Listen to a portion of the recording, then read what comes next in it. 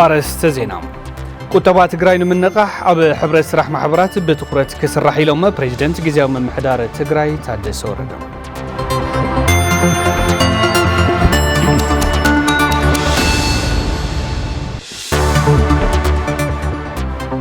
نبرتي ورداك أي احتخلي جزاتنا أنت مزابلتنا كساب زملسو قال سنة عدنا خيرنا كنت تسلينا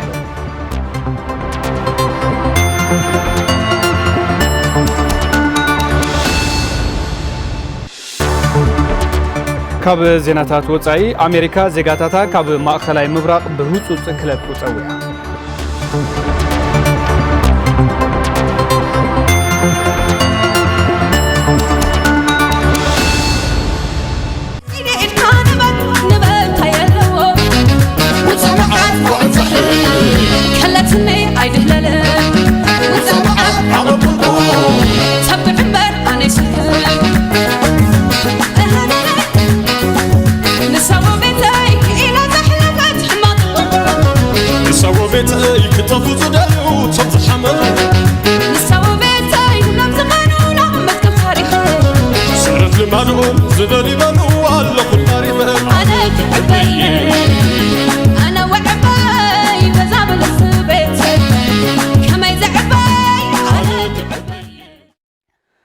سلام متعنا هبلنا زخبركم متخاتلتي تلفزيون تግራይ عبيت زيناتات زعل تقدمنا زيناتات حزنا قربنا لنا زيناتات ساعات بمراح دمانه تخل تخفله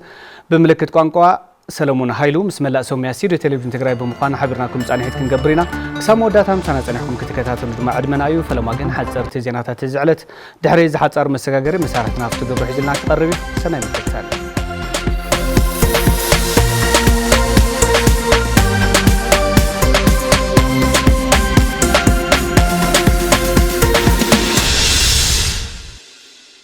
يمسجنا تعالتي سلام تعنا هبل يزخوركم تملكتنا نزعلت زي زحرنا يوم حصرت زيناتات حيزة قريبة لهون مكتتالكم عديمة فلمام أب السودان أب معسكر حشباز ركبوا تمزابلتي تقاوموا سلموا السلفي أكايدوم أب السودان معسكر حشباز ركبوا تفناقلتي زبان معراب تقراي أب كبير سقاين مكران زركب هزبيك ولا حتى كركب زتصوع عبي سلموا السلفي لومي لكاتيت 24 كلتشان 18 أنتمرت أكايدوم علامات سلماو سلفي منغستي إثيوبيا ببيت مخرب فيدريشنن بورد مرصانا بيلو زوصو مغلصي زي حقاو منت نمقيارن مريت نممنطالن زوسنو وسانه نمقوام زعلم مخانو تغليصو بتوساخي كاب مربتنا تسديدنا كرفاحنا بران حلفنا نركب محبراو غلغالوتنا تطويلو بطميتن حمامن نارغفنا لنا عدنا ملسنا بمبال دمصو مسمعهم تهزبي أب كبير سقاين مكران سلزلو محبر سبع عالم لعل قلحتا كقبرو اللي قبا كبلو صاوعيتهم قريبهم اللو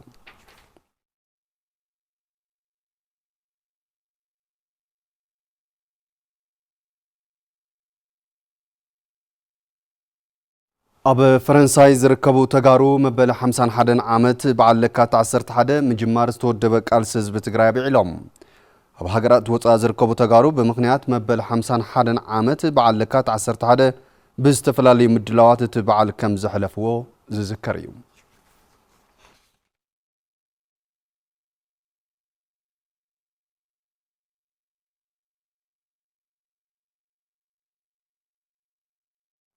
أب زتفلالي كورنعات عالم زنبرو إيرتراويان لعلي كلتا نتبي 7 مليون برن تمزابلتي كتما زلام بسا حاجز هبام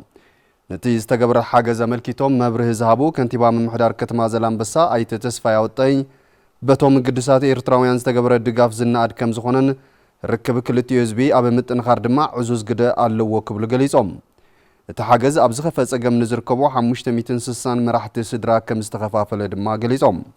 حاجز استقبر لهم وقنات بوغنهم أب استفلالي كورنعات عالم زركبو إيرتراويان زقبر وانتاو تقبار بممسقان استقبر لهم نايفينون زيتن حاجز نزلوهم سقم أب مقلال لعل قدا كم زلو أغنزيبهم تي حاجز بغوسكواس ميدياتاتن بمت حبابرنت نتافي محبراو ميديا روبيل ود غودان نبيلو استرقبه كم زخونن مفلاط تخايلو كبل غدايات كومونيكيشن زوا مبراء تግራይ صبصيبلو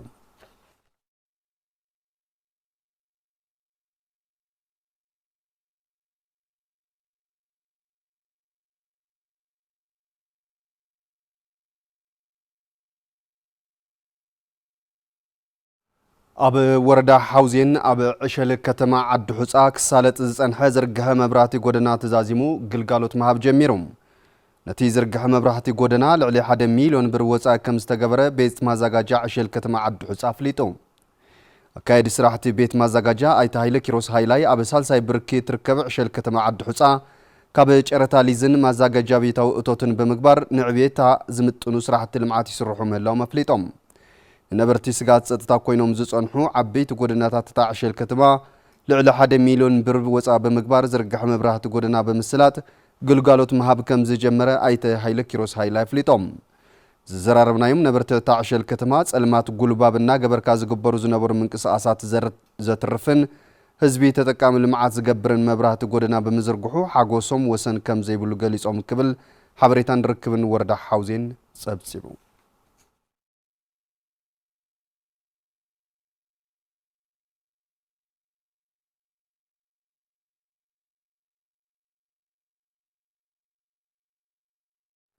ኣብ ወረዳ ሕሳኣ ሓረስቶት ኣብ ልምዓት መስኖ ይነጥፉ ከም ዘለው ዘፈር ቁጠባታ ወረዳ ኣፍሊጦም በዓል ሞያ ልምዓት መስኖ ወረዳ ሕሳኣ ኣይተ ሹማይ ተስፋይ ሓድሽ ወረዳ ምስ ምዃኑን ትሑት ቆላሕታ መንግስትን ተተሓሒዙ ከም ወረዳ ኣብ ልምዓት መስኖ ዘሎ ምንቅስቃስ ምስ ዘሎ ሰፊሕ ዋሕዚ ማይን ክለምዕ ዝግብኦ መሬትን እንትነጻጸር ክሳብ ሕዚ ትሑት ምዃኑ ገሊጹ በዓል ሞያ ልምዓት መስኖ ጣብያ ደብረ ሓርማዝ ኣይተ ጎይቶኦም ተኪኤ በወገኑ ኣብ ሩባ ሰብሓ ፍሉይ ቦታ መስኖ ሰገን ሓረስታይ መንእሰይን ደቂ ኣንስትዮን ብዘይ ምንም ሓገዝ መንግስቲ ዘርእይዎ ዘለዎ ምንቅስቃስ ልምዓት መስኖ ዝናኣድ ዋላ እኳ እንተኾነ እቲ ግድብ ኣብ 2013 ዓመተ ምህረት ብምፍራሱ ምኽንያት ክለምዕ ዝግብኦ ሰፊሕ ጎልጎል ክለምዕ ኣይከኣለን ኢሉ ኣብ ልምዓት መስኖ ብምንጣፍ መነባብሮኦም እናመሓይሹ ካብ ዝርከቡ ሓረስቶት ነበርቲ ወረዳ ሕሳእ ብግዶም ኣብ ልምዓት መስኖ ብምውፋሮም ንባዕሎምን ስድሮኦምን እናተጠቐሙ ከም ዘለውን እንተኾነ ግና ብኽነት ማይ ህዝቢ ምግቢ ውሕስንኡ ከየረጋግጽ ገይርዎ በምህላው መንግስቲ ቆላሕታ ክገብረሉ ጸዊዖም ከም ሓበሬታ ርክብ ወረዳ ሕሳን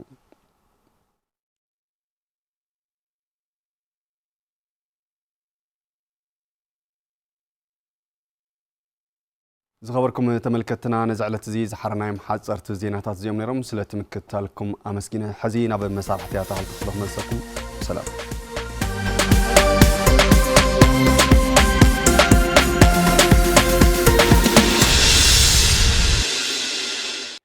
يغنيلنا فتو حصرتي زيناتات مكتال صنحنا زخبركم تملكتنا حزد ما بزرزرنا بنريم صوصوات زعلت كنسجر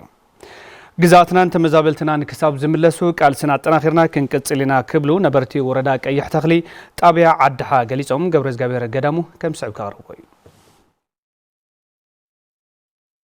ግዛታው ሓድነት ትግራይ ዘይምምላስ ስዒቡ ንዓመታት ኣብ ከቢድ ስቃይን ዓጸባን ዝርከቡ ተማዛወት ወገናት ናብ መረቦቶም ኣብ ክንዲ ምምላስ ጸገሞም ንምንዋሕ ዝግበር ዘሎ ምንቅስቃስ ደው ክብል ሪሶም ዝሃቡና ነበርቲ ወረዳ ቀይሕ ተኽሊ ጣብያ ዓድሓ ገሊጾም ንሕና ካሊ እናተጸበና እናሃለና ተመዛበልትና ናብ ቦታኦም ክምለሱ ናብ ዝነበርዎ ክምለሱ ካሊ ጸገሞ ዝተጎደአ ህዝብና እግሪ ክተክል ክካሓስ እናተጸበና እናሃለና ግን እዚ ድሒሩ ዝመጸ ካሊ ናብ ዝለዓለ ህውከት ናብ ዝለዓለ ጎንፂ ከእቱ ዝኽእል ውሳነ ግን ከም ትግራዋይ መጠን ኣነ ብጣዕሚ ትሪረየ ነቃወሞ ማለት እዩ ተፈናቀለ ህዝብ ኣለና ፈቀዲዩ ጫካ ዝነብር ፈቀዲዩ ኣብ ዕቋ ዝነብር ብዙሕ ህዝብ ኣለና ኣደዳ ኣራዊት ኣደዳ ኣዛብ ኮይኖም እዮም ነው ሻኸዚ ቀደሙን ግዛታዊ ሓድነት ትግራይ ተሸረፍና ተቆረስና ሕገ መንግስት ተኸዊሩ ንኡ ክነኽብር ኢልና ዓሸላት ከፊልና ህዝቡን ንኡ ክኽበር ከም ዘሎ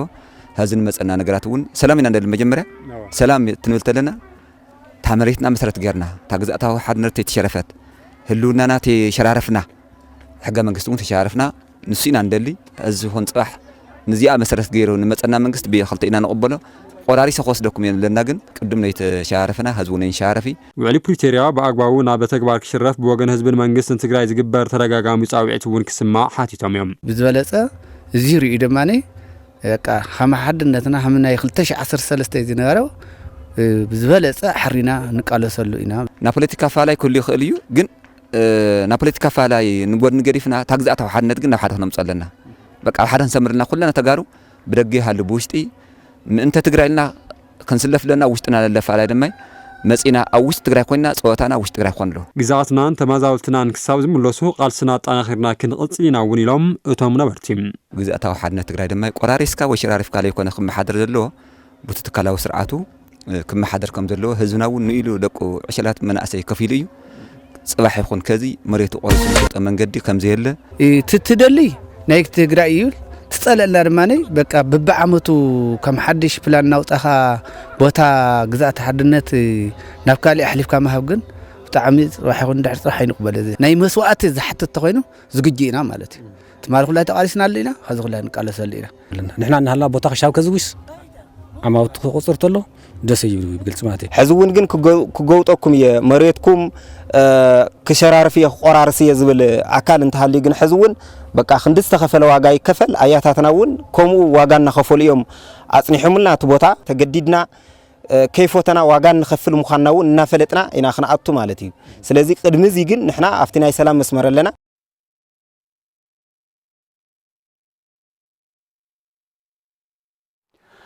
መንግስት ኢትዮጵያ በመሰረት ውዕሊ ፕሪቶሪያ ላዕለውነት ትግራይ ክኸብርን ተመዛበልቲ ወገናት ብውሑስ መንገዲ ክምልስን ከም ዝግባእ ላዕለዎትን ማእኸለዎትን ኣመራርሓ ሰራዊት ትግራይ ግንባር ሰሜን ምብራቕ ጸዊዖም ኤፍሬም ረዳይ ተወሳኸሎ ድሕሪ ውዕሊ ፕሪቶሪያ ትግራይ ጉባእ ክትፍጽም እንከላ በአንጻሩ ግና መንግስት ኢትዮጵያ ሓላፍነቱ ክፍጽም ከም ዘይከኣለ መግለጽ ቅዋም ላዕለዎትን ማእኸለዎትን ኣመራርሓ ሰራዊት ትግራይ ግንባር ሰሜን ምብራቕ ኣፍሊጡ ልዕላዊ ሕገ መንግስታዊ ግዛኣት ትግራይ ኣይተኸበረን ተመዛበልቲና መረበቶም የተመለሱን ዝበለት መግለጺ በጀት ኮነ ተባሂሉ ክውሕድካ ምግባር ብተወሳኺ ነዳድን መድሓኒትን ከይኣቱን ጥረ ገንዘብ ኣብ ባንኪ ክሳእንን ከምኡውን ሓገዝ ተመዛበልቲ ክእገድን ከም ዝገበረውን ኣገንዚቡ ሕዚ ድማ መረፃ ምኽንያት ብምግባር ሕገ መንግስታዊ ግዛኣት ትግራይን ኣብኡ ዝነብር ህዝብናን ካብ ትግራይ ወፃኢ ክኸውን ብግልፂ ከም ዝኣወጀውን እቲ መግለፂ ገሊጹ መንግስቲ ኢትዮጵያ ኣብ ቀረባ ግዜ ንጹሃት ወገናት ብድሮን ከም ዝጨፍጨፈን ኣብ መንጎ ተጋሩ ሕድሕዳዊ ውግእ ክኽፈት ከም ዝገበረን እውን እቲ መግለፂ ኣዘኻኺሩ እዞም ተግባራት ክፍጸሙ ከለው ሰራዊት ትግራይ ምእንተ ሰላም ከም ዝተዓገሰ ዝሓበረ እቲ መግለፂ መንግስቲ ኢትዮጵያ ብመሰረት ውዕሊ ፕሪቶሪያ ልዕላውነት ትግራይ ከኽብርን ተመዛበልቲ ብውሕስ መንገዲ ክመልስን ከም ዝግባእ ላዕለዎትን ማእኸለዎትን ኣመራርሓ ሰራዊት ትግራይ ግንባር ሰሜን ምብራቕ ጸዊዖም ብሄራዊ ሓደጋ ኣብ ዘስዕቡን ጸረ ክብርን ህልውናን ትግራይ ኣብ ዝዋፈሩን ኣካላትን ትካላትን ድማ ብሕጊ ንኽሕተቱ እቲ ግንባር ጸዊዑ أوهب أجلجالوت أبيات مزجاجان ممحاش ديجيتال أوهب أجلجالوت يتأتاتو مهلاو بيرو كتمال معتن كونستراكشن نفليتو تسفايت عدسة مزمان أتا أخباتوتن أوهب أجلجالوتنا ملكتهم مزنعتاو صحف زقربهم بيرو كتمال معتن كونستراكشن دايركتوريت ممحاش جلجالوت بيت مزجاجا دكتور ششاكيروس إتي تكنولوجي أبا أوهب أجلجالوت بيت مزجاجام وساعتاتن جزينا مقطعو جدل ويبلوم هذا سوفتوير معبيل اللوت سوفتوير استوادد سوفتوير ناي مزجاجا أوتوز بحالي بز سوفتوير أبيلكا تجلجلتي بستفعلي ناي مخفلي ممارسات ديجيتال بيمنت تقيمهم كفلي تابزلو وخينام كخافلو بمجبر عقبت تجلجلتي حاف مبالم ديجيتاليزيشن بزي مقطعونا برقت كبابي كلتا بليون بر توسخ أوتو تاينكم زلنا مانوار مخانو مستفعلي ناي أسرار حقفتت برز خفتي سلازي ديجيتالا يستجيرنا جنت أوتوتنا تعلم لخاو تمكرون تايزري أوتوت كساب 35 كميت خفت حزلو كوسخ يخيلي استوادد سرعات مكابن محدران ما زجاجا بتاو تزلم على سوفتوير ملكتهم مبره ذهبو دكتور هايله مالام غور ميكائيل اتمته جبري دنب قصر 10 شعنتم كمان وانا بديجيتال زغيره مخانه يردو دنب قصر 10 شعت زبال ناي ما زجاجا بت تعريف زحزرق قواجالو نسو سفحيو ميتي زخونو اغلغلوتات አለው ንሳቶም ሙሉ ዲጂታይዝ ንምግባር ኢልና ሓሲብና መጽናና ቀድመ ዝነበረ ሙሉ ማኑዋል ስለ ዝነበረ በጣም ብዙሓት ክፍተታት ይረአዩ ነይሮም ናይ ቢሮክራሲ ኾን ይኽእል ናይ ሰናይ ምሕዳር ኾን ይኽእል ወይ ከዓ ናይ ኮራፕሽን ኾን ይኽእል ካብ ኸዓኒ ትልሚ ናይ ምዝባዕ እውን ኾን ይኽእል ንሳቶም ስለ ዝነበሩ ንሱን ምቕራፍ ኢልና ተልዕልና سوفتوير بخلتو يسرح اوفلاين ونكسرح خل اونلاين ونكسرح خل مكتل كوميشن حربنياتات تግራይ አዲስ ዓለም ገብረ ስላሴም ንኮሚሽን حربنياتات አታው ዝርከበሉ ዕድልውን ከም ዝተመቻቸው ይረዱ ተፈለየ አይነት አገልግሎት ይዝህብ ሰርቪስ ናይ መዘገጃ ቤት ከም ተخلاتنا ንፈልጦ ስለዚ ካብ ሕድሕድ አገልግሎት ካብ ሕድሕድ ተገልጋላይ ማለት እዩ 0.5% አታዊ አለና በቋምነት حربنياتاتنا ንምሕካም ትደራሱ ዋትና እግርና ምትካልን ንምድጋፍን ማለት እዩ ዝተማላ አገልግሎትን መሃብ ኣብ ስርሖም ከም ዝሕግዞም ተሳተፍቲ መድረኽ ይገልጹም ናይ ህዝብ ድሌትውን እንሄ ናህና ድሌትውን እንሄ ክልቲአን ተጣሚረን ከዓ ሃጎፋይልና ተቀቢልና ናብ ተግባር ናኣትወሉ ይዝኾን በተተለመ መሰረት ክንፍጽም ኩሉ ኻባና ዝሕሎ ንምግባር ድልዋቲና ቀልጢፍና ከመማራርሓ ተወዲብና تزدل قرارات ون كنا مال نعزر لنا مسارة المعت ون الله مسارة المعن إنترنت الله قالت ناي كمبيوترات الله لازم نعزر ديجيتاليزيشن زد لنا قرارات ون مسارة المعت من ملان أحور السمنا من العالم كنفترينا مدلاو غيرنا توزن ترى نزلنا زي قدنا ما خنصرها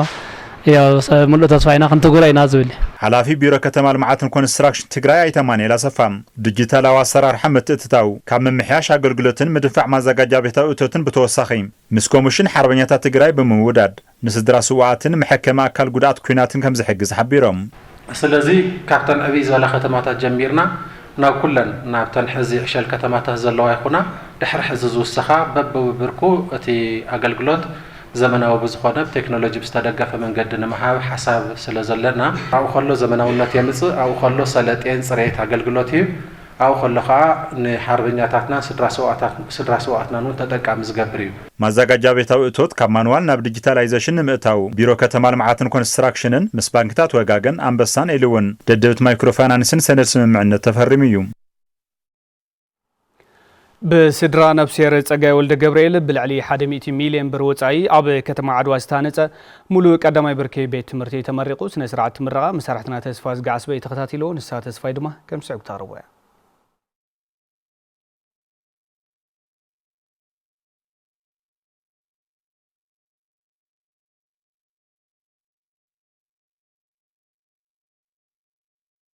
بسدرا نفسير ጸጋይ ወልደ ገብርኤል ብልዕሊ 100 ሚሊዮን ብር ኣብ ከተማ ዓድዋ ዝተሃነጸ ሙሉእ ቀዳማይ ብርኪ ቤት ትምህርቲ ተመሪቑ እቲ 12 መምሃሪ ክፍልታት ሓዊሱ ብድምር ልዕሊ 20 ክፍልታት ዘካተተ ሙሉእ ቀዳማይ ብርኪ ቤት ትምህርቲ በስድራ ነፍሲር ጸጋይ ተሰሪሑን መንግስትን ትርከብ መምሕዳር ከተማ ዓድዋ ድማ መምህራን ካብ ምምዳብ ጀሚሩ ሙሉእ ክትትልን ድጋፍን ብምግባር ብሉጻት ወለዶ ዝፈሪሉ ማእኸል ከም ዝኸውን ብምትእማን ከም ዝኾነ በዓልቲ ቤት ነፍሲር ጸጋይ ወልደ ገብርኤል ወይዘሮ ርግኣት ገሊጸን ተጋሩ ህፃናት ብብልጽ ትምህርቲ ዝርከበሉ ናይ ቀጻሊ ሕልሞምን ትልሞምን ቅርጽ ሒዞም ዝዓቢሉ ቦታ እዩ ይኹን እምበር እዚ ህፃን እዚ ብቡቁዕ መምሃራን ንጥፋት ተምሃሮን ብቁዕ ናይ ትምህርቲ ኣቅርቦትን ክሳብ ዘይተመለኡ እዚ ሰናይ ሕልምን ድሌትን ሙሉእ ክትግበር ኣይኽእልን እዩ لتكبراونتون دما كله زملكته أكل تواديدو صعرو كبرتع يلابو نبرتي كتما عدوا بوغنم بتز تسرح بيت مرتي حقوسات كم زخونن أبو يقولني تبيت صحفات بمخان قبؤن كم زوات أو يقلتو نوي حقوق زخي كودو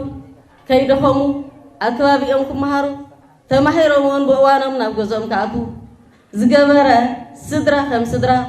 نحدنت ናይ ሃርበኛ ማዕዲ ይልካ ቀመጥ ይካሊ ምና ዘለው ናይ ሕድሪ ንወይኑ ንሓውና ንጸጋይ ወልደ ገብርኤል ጥራሕ ዘይኮነትስ ንኹሎም ሰማዕታትና ተዝክር ቤት ትምህርቱን ስለዝኾነት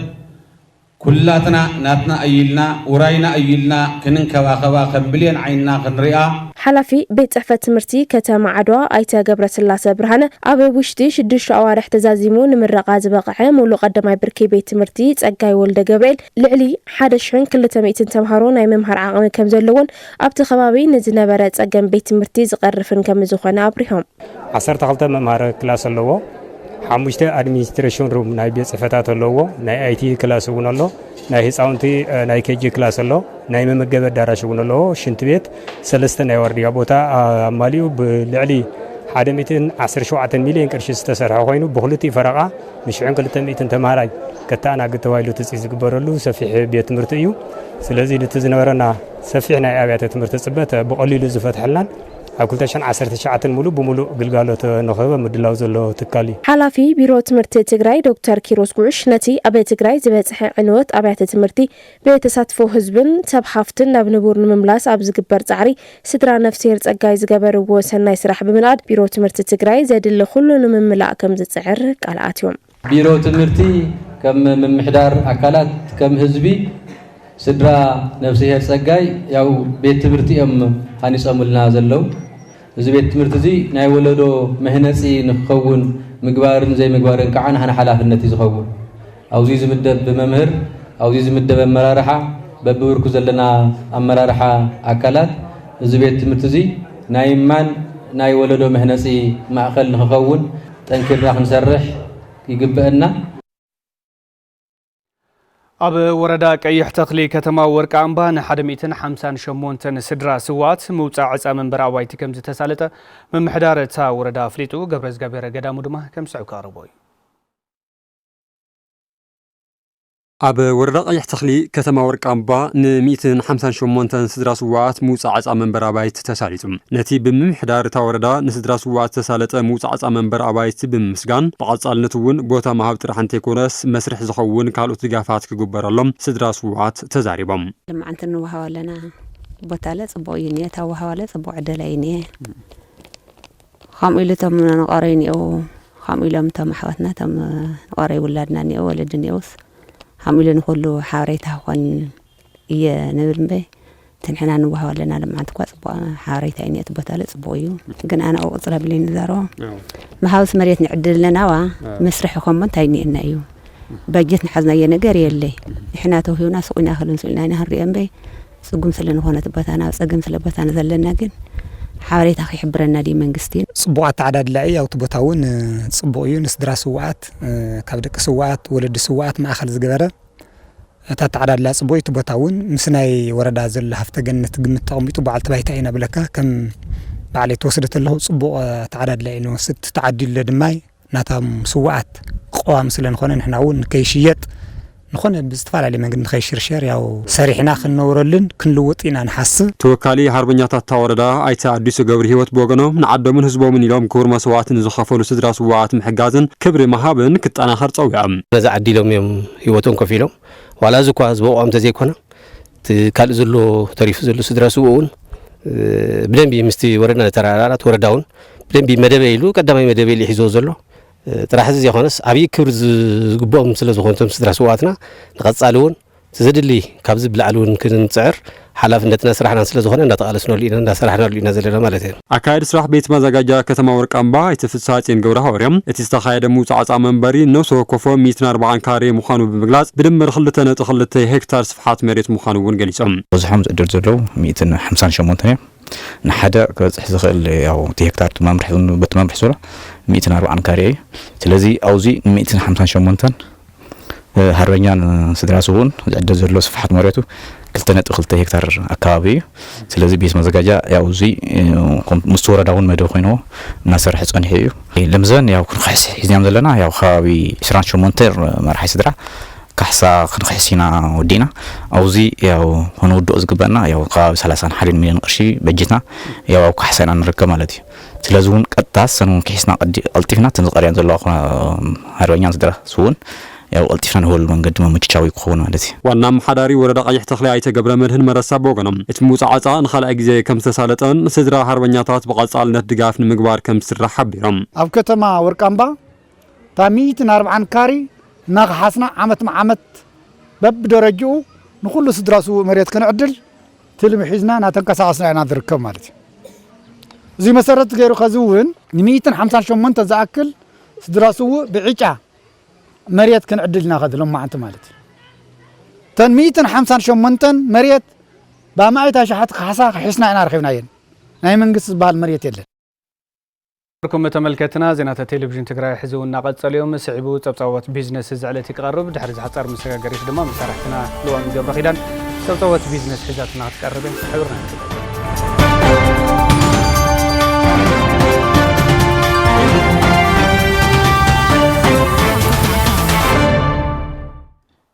سلام تعنا هبلي كم يتنحكم خبركم تملكتنا نزعلت زيج مرزنا يوم زيناتات بيزنس حزنا قربنا لنا فلما نز زينا ز سبونسر زخوننا هورن أفريكا ريل استيت ملكتها حابيرنا نكتاتل ناي بيزنس زينا سبونسر هورن أفريكا ريل استيت أب كتما مغالا ننابراب زمتشو عين بوتها ماب كباب الدعرون نمنبري أبايتن نقدن زوعل بعل 15 دبر هنسا أم مسرح يركب أماراتي حيل إلكتريك جنراترز تقت أملام ኣተኣማማኒ ማይ ከርሰ ምድሪ ፓርኪንግ መኻይን ንማሕበራዊ ጉዳያት ዘድልዩ ቦታታትን ዘካተቱም ደረጃኦም ዝሓለው ገዛውቲ ብ15 ሚእታዊ ቅድመ ክፍሊት ጥራይ ወነንቲ መንበሪ ኣባይትን ንግድን ይኾኖም ሆርን አፍሪካ ሪል ስቴት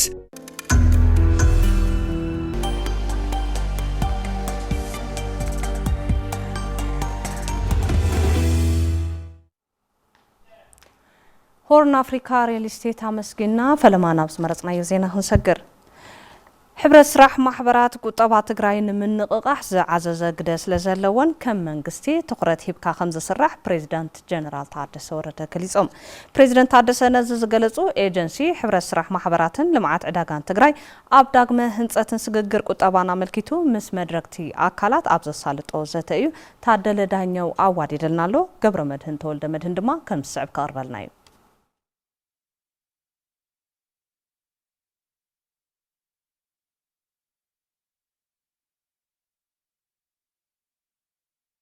ኤጀንሲ ሕብረት ስራሕ ማሕበራትን ልምዓት ዕዳጋን ትግራይ ኣብ ዳግመ ህንፀትን ስግግር ቁጠባና መልኪቱ ምስ ሓለፍቲ ኣብያተ ዕዮ መንግስትን መድረክ ተኣካላትን ዘትዩ ኣብቲ ዘተ ተረኺቦም መልእኽቲ ዝሕለፉ ፕሬዚደንት ግዝያዊ ምምሕዳር ትግራይ ታደሰ ወረደ ሕብረት ስራሕ ማሕበራት ኣብ ምንቅቃሕ ቁጠባን ምርግጋዕ ዕዳጋን ዕዙዝ ኣስተዋፅኦ ከም ዘለዎን ይገልጹ ሕብረት ስራሕ ማሕበር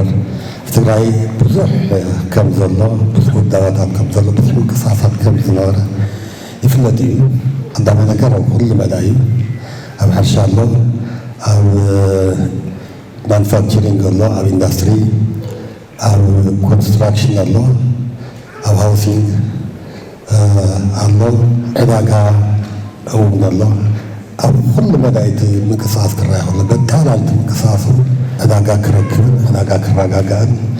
نخل حورة صوت صحك هونا مقبارن أولي ذيكونا تراخم صوت زلو يفلدين أفتن محبرات قزيف هفتي كم زلو زحبرو بريزيدنت تعدسو وردن ازي هفتو قطبات قراي بزهانس أقباب أبرو حاكو عل تخرتي بكا مسرح يد اللي بلو أفضي حورة سلام محبرات زنكاس عص قنزة كرعي كله بمتعنو بتعميل جدي فيه كابتن بوشتا وعمنا حدا أو إيكونومي حدا دايناميك مفترض كنا تعزز فترة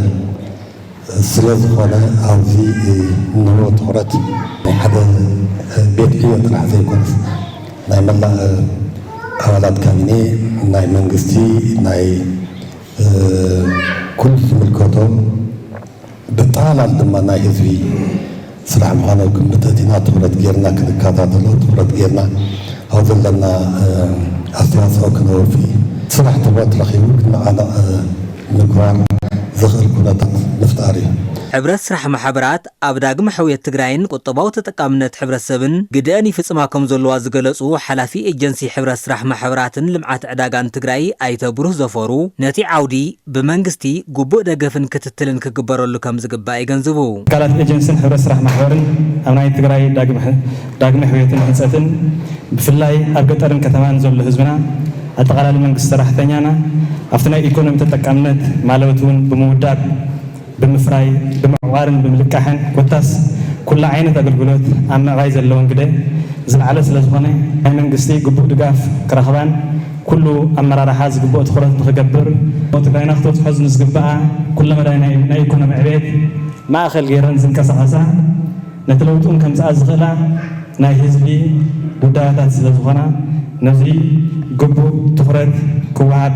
قبوق يخزن قصيب ሕብረት ስራሕ ማሕበራት ቁጠባን ንምንቅቃሕ ንመናእሰይ ዕድል ስራሕን ምፍጣርን ዕዙዝ ተራይ ፍጽማ ከም ዘለዋ ድማ ተሳተፍቲ እቲ ዘተ ይዛረቡ ማሕበራት ሕብረት ስራሕ ዕቋርን ልቕሓን ብፍላይ ትዕዳጋ ካብቲ ሕዚ ወዲቕናየኒና ከይገድድ ላብ ዝሐሸ ደረጃ እውን ክዓቢ ሕውየት ከረጋግጽ ዓብዪ ኣስተዋፅኦ ላግበራ እየን ዝርከባ ብርክት ዝበሉ ወገናት ስራሕ ዕድል ኣብ ምፍጣር ቀሊል ዘይበሃል ግደ ኣለዎን ብባንክ ግልጋሎት ክረኽባ ዘይኽእል ማሕበረሰብ ኣብ ምግልጋል ሰፊሕ ዝኾነ ምንቅስቃስ ይገብራ ኣለዋ መንግስቲ ሕግዘና ንደልዮ ሓደ ንዘን ትካላት እውን ሙሉእ ኣፍልጦ እናሃበ ነቲ ሕብረተሰብ ናብ ኩሉ ተበፃሕነት ንምግባር ናይ ባዕሉ እጃሙን ከወፍር ኣለዎ ኢና ንብል ኣብ ማእኸል መሰልጠኒ ስነ ጽባቐ 2H ሄለን ሽረንዳስላሰ ትምህርተን ክከታተላ ዝጸንሓ 120 ደቂ ኣንስትዮ ተመሪቐን ተመረቕቲ ተምሃሮ ካብቲ ማእኸል መሰልጠኒ ዝቐሰምኦ ሞያ ስነ ጽባቐ ተጠቒመን ናይ ባዕለን ስራሕቲ ስነ ጽባቐ ክኸፍታን ብሞየአን ተቖፂረን ብምስራሕን ህይወተን ክቕይራ ተዳልየን ምህላወን ተዛሪበን መስራቲትን ኣካይዲት ስራሕን እቲ ማእኸል መሰልጠኒት ወይዘሮ ሄለን ተወልደ ካብ ስራሕ ሊስትሮ ተበጊሳ ወናኒት ኣብ ዝተፈላለያ ከተማታት ዝርከባ ማእኸላት መሰልጠንቲ ስነ ጽባቐ ክትከውን ከም ዝበቕዐት ብምግላጽ ኣብ ሽረንዳስላሰ ዝርከብ ሓደ ማእኸል ንምበል 16 ግዜ ኣመሪቑሎ ኢላ ሓላፊ ምዘናን መሃብ ፍቓድን ዞባ ሰሜን ምዕራብ ትግራይ ኣይተጸጋይ ህንፃ ኣብ ማእኸላት መሰልጠኒት ሞያ ብፅሬት እናተዋህበ ከም ዘሎ ብምግላጽ ተመረቕቲ ብዝቐሰምኦ ሞያ ሕብረተሰብ ብምግልጋል ህይወተን ክቕይራ ምዒዶም ከም ጸብጻብ መለስ ኣባዲ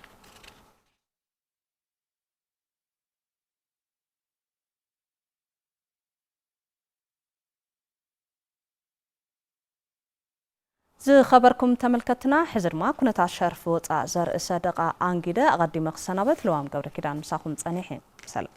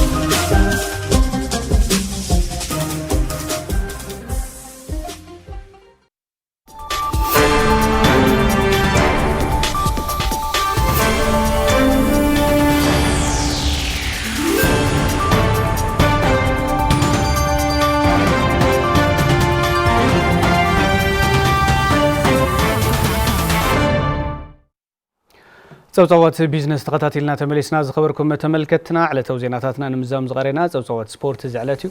ጸብጻዋት ስፖርት ውሽጢ ዓድን ወፃን ድማ መሰራሕትና መረሳይል ሕጅልና ቀሪበሎ ናው ንከታተል የመስግን ታክልቲ ሰላም ዝኸበርኩም ተመልከትና ነሰዓት ዝብናዮም ዜናታት ስፖርት ሒዘ ቀሪበለኹ ምስ ዜናታት ስፖርት ሰዓት ድማ መረሳይለም ሻብዓይ ውድድር ሻምፒዮና አትሌቲክስ ትግራይ ኣብዚ ኣብ ከተማ መቐለ ምክያድ ጀሚሮም እቲ ውድድር ቀጻሊ መጋቢት መፋረቕ ኣብ ዝጅምር ሃገር ለኸ ውድድር ድማ ተዋዳደርቲ ንምሕራይ ሓጋዝ ምዃኑ ተገሊጹሎ ጽጋበ ዘፈሩ ኣዋዲድዎሎ ከም ስዕብ ድማ ከቕርቦ እዩ ሓደ ክልተ ሰለስተ ውድድር ተጀሚሩ ማለት ተወዳውና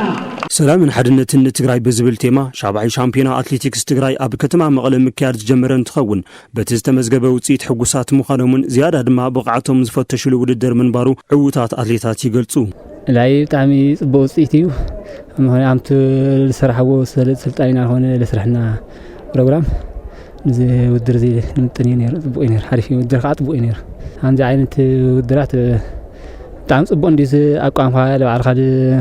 ጥራሕ ትሬኒንግ ምስራሕ ምንም ትርጉም የብሉ ከምዚ ኣቋምካ መፍለጢ ይኾነካ እዩ እዚ ውድድር እዚ ለኣየ ብጣዕሚ ደስ በሃሊ እዩ ያው ፈጣን ሰዓተይ እውን ፈጣን እዩ እና እዚ ውፅኢት እዚ ከምፅእ ልዕሊ ማንም ናሰልጣንየና ና ክለበይ ፃዕሪ እዩ እዚ ውድድር እዚ ብምስታፍላል ኣነ ዓብዪ ለውጢ እዩ ተመክሮ ንወስደሉ ካብዚ ውድድር እዚ ዓብዪ ተመክሮ ኢና ንወስድ ካብኡ ድማ ያው ኣብ ሃገራዊ ውድድር ካብዚ ዝበለፀ ንክንሰርሕ እዚ ውድድር እዚ ብምዝግጃዩ ለኣና ብጣዕሚ ደስ በሃሊ እዩ እቲ ውድድር ዓቕሚ ኣትሌታትና ዝረኣናሉን ብተወሳኺ ድማ ወረዳታት እውን ናብ ጋንትታት ንክሕርያ ዕድል ዝፈጥረለን እዩ ዝበለ ድማ ኣሰልጣኒ ጋንታ ፋብሪካ ሲሚንቶ መሰቦ በሪሁን ተስፋ እዩ መደብና ያው ዝሮ ትና ክልል ኣቋም መለክያ እንዲና ንጥቀመሉ ዝለዓበየ ያው በሃገር ደረጃ ንግበር ቀጻላይ ኢትዮጵያ ሻምፒዮና ነና መሰረት ገርና ኢና ሰሪሕና ነዚ ትሪኦ ተለኻ ውፅኢቱ ጽቡቕ እዩ ማለት ያው ጽቡቕ ከፈኻኽርና ዝኽእል እዩ ኣብ ሃገር ኸይድናሲ ጽቡቕ ንፈኻኻረሉ መንገዲ መሲሉ ይረአየኒ ቆንጆ እዩ ትውድድር ምግባሩ ያው ብዙሕ ነገር ኢኻ ትወስዶ ትኽእል ምክንያቱም ክለባት ዓቕሚ ንኽሪኣሉ ናይ ደቆም ፐርፎርማንስ ዕቀንተ ኮይኑ ከምዚ ዓይነት ውድድር ፈዝሕትሎ ያው ለኣና እውን ሓሪፍ እዩ ጎና ጎኒ ድማ ናይ ወረዳታት ምንቅስቃስ እውን ያው ንኽበዝሕ ይገብሮ እዩ ካብ ስፖርት ርሒቑ ዝነበረ ሰብ እውን ብምርኣይ ክመፀና ይኽእል እዩ ስለዚ ጥቕሙ ብዙሕ ነገር ኢኻ ትሪእየሉ እሞ ስለዚ እቲ ውድድራት ከምዚ ዓይነት ምህላው ሓሪፍ እዩ ዕላማ እዚ ውድድር ብሃገር ለኸ ኣብ ዝካየድ ውድድር ኣትሌቲክስ ንትግራይ ዝውክሉ ብቑዓት ኣትሌታት ንምሕራይ እዩ ዝበሉ ድማ ጸሓፊ ፌዴሬሽን ኣትሌቲክስ ትግራይ ጌታቸው ማሞን ኮሚሽነር ኮሚሽን ስፖርት ትግራይ መብራት ሃፍቱን እዮም ኣብ ሃገር መበል 55 ዝካየድ ኢትዮጵያ ሻምፒዮና ክሎም ወኪሎም ዝወዱ ኣትሌታት ንምሕራይ ካልኣይ ድማ ካብዚ ዘመረረ ከተማት ክፍለ ከተማት ተጻሪዮም ድማ ለመስጠያ ማእከል ዝኣትዩ ላብ ክለብ ዝኣትዩ እዩ ቀንዲ ዕላማው እዚ ሳልሳይ ድማ ሰዓቶም ኣበይ ደረጃ ኣሎ ኣብቲ ቦታ ይሰርሕለው ዶ ይሰርሕለው ትሬኒንግ ሰዓቶም መዐቀኒ እዚ እቲ ሃገራዊ ሻምፒዮን ኣብዚ ዓቕሚ ዘለዎም ብቕዓት ናይቶም ኣትሌታት መፈተሺ ፈትሽና ሚኒማ ዘማልኡ ንናይ ሃገራዊ ውድድር ሻምፒዮና ንምድላው ኣብ መኽፈቲ መዓልቲ እቲ ውድድር ብ10,000 ሜትሮ ደቂ ተባዕትዮ ብ3,000 ሜትሮ ደቂ ኣንስትዮን ብ100 ብ400 ሜትሮን ብክልቲኡ ጾታ ፍጻመኦም ዝረኸቡ ውድድራት እንትኾኑ መጻኢ ለካቲት 29 2018 ዓመተ ምህረት ድማ መፈጸምቱ ክረክብ እዩ ሃይማኖታውን ህዝባውን በዓላት ምክንያት ብምግባር ዝካየዱ ስፖርታዊ ውድድራት ብሉጻት ስፖርተኛታት ንምርካብን ንምፍራይን ሓገዝቲ ምዃኖም ተገሊጹ ተስፋ ዝጊ ዓስበይ ዘዋደዶ ጸብጻበሎ ዘመን ብርሃነ ድማ ከም ዝስሕብ ከቕርቦ እዩ ሰላም አብርሃም ሕሩይን ናትናኤል ገብረ መድህንን ንዝኽሪ መበል 130 ዓመት ዓወት ኩናት ዓድዋ ምክንያት ብምግባር ኣብ ዝተኻየደ ውድድር ኩዕሶ እግሪ ንጋንታታት ሓወልቲ ኣክሱም ቢን ሱረዳ ዓድዋ ቢን ወኪሎም ዝተሳተፉ ኮይኖም በዓላት ምክንያት ብምግባር ዝካየዱ ውድድራት ኣብ ምልዓል ዓውደ ስፖርት እወንታዊ ግደ ከም ዘለዎ ይገልጹ እዚ ብምክንያት በዓል ዓወት ዓድዋ እና ደስ ዝብል ፍክክር ደስ ዝብል ታይ ይበሃል ንርኢ ኣለና ካብቲ ፎዝ ይኹን ካብቲ ከተማ ዘዳለው ምድላው ደስ በሃሊ እና ጽቡቕ ፍክክር ዝተረኣየሉ ጨዋታ እዩ كم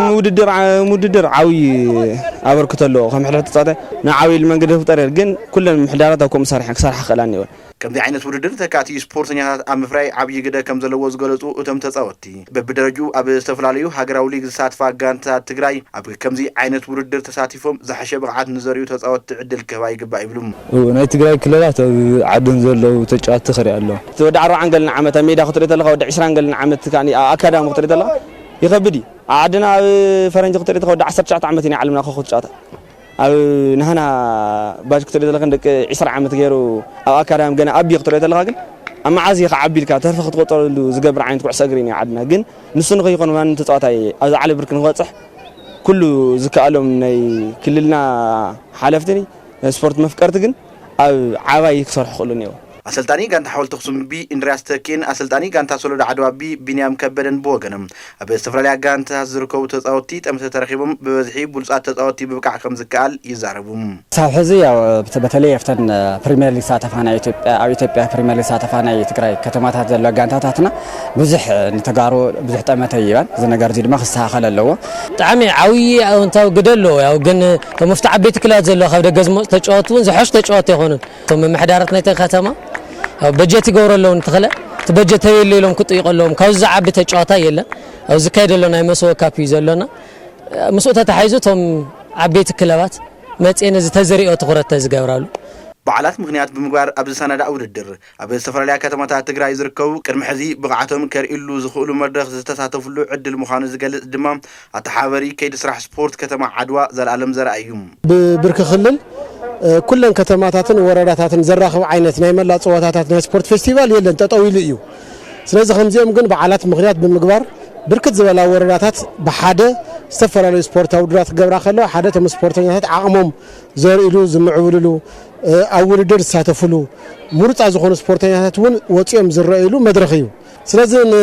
ዕቤት ስፖርት እውን ዝለዓለ ረብሓን ዕቤትን ብርክን እውን ኣለዎ ማለት እዩና ከምዚ ዓይነት ፌስቲቫል طرح بعلى عوت عدوا زي كون أو كل النايت جراي زلوا عبيت بعلات كم زي معين فيستيفال ناجبركا ورداتن كتماتن قانتاتن نراخم دحركونا بخللنا زلونا عبيت سبورتنا بزبالة درجة حف كم زبليز جنزة مالتي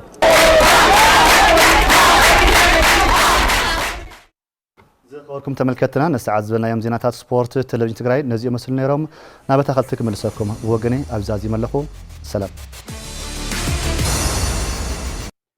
يغني لي مرسا صوت سبورت تخاتيلنا تمليسنا زخبركم تملكتنا الساعه زحزنا يوم حصرتن زرزر زيناتاتنكم دما صوت بيزنس سبورتن نزوم كساب حزه تكتاتلوا مصنحكم يمسلون يروم تلفزيون تግራይ መሪስኩም ስለተከታተሉ ድማ ክብረት ያበልና በብዘለኹም ሰናይ ግዜ